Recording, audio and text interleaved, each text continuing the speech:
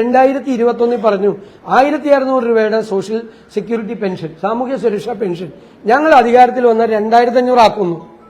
അപ്പോൾ 900 രൂപ കൂടുതൽ കിട്ടുമെന്ന് കണ്ടപ്പോൾ ഒരുപാട് ആളുകൾ അവർക്ക് വോട്ട് ചെയ്തു. പക്ഷെ അവർ 4.5 കൊല്ലം 1 രൂപ പോലും കൂട്ടിയിട്ടില്ല. അപ്പൊ കബളിപ്പിക്കുകയാണ് ചെയ്ത് ജനങ്ങളെ. 4.5 കൊല്ലം ഞങ്ങൾക്ക് വോട്ട് ചെയ്താൽ ഞങ്ങൾ 900 രൂപ കൂട്ടുമെന്ന് പറഞ്ഞിട്ട് ഒറ്റ പൈസ കൂട്ടിയില്ല. എന്നിട്ട് ഇലക്ഷൻ പ്രഖ്യാപിക്കുന്നതിന്റെ തലയാഴ്ച 400 രൂപ കൂട്ടി എന്ന് പറഞ്ഞാൽ, ഞാൻ അന്ന് ഇതേ ചോദ്യം നിങ്ങളോട് ചോദിച്ചല്ലോ. അങ്ങനെ കേരളത്തിലെ ജനങ്ങളുടെ സാമാന്യ യുക്തിയെ നിങ്ങൾ വെല്ലുവിളിക്കരുതെന്ന് പറഞ്ഞു. അവരെ കളിയാക്കുന്നതിന് തുല്യമായിരുന്നത്.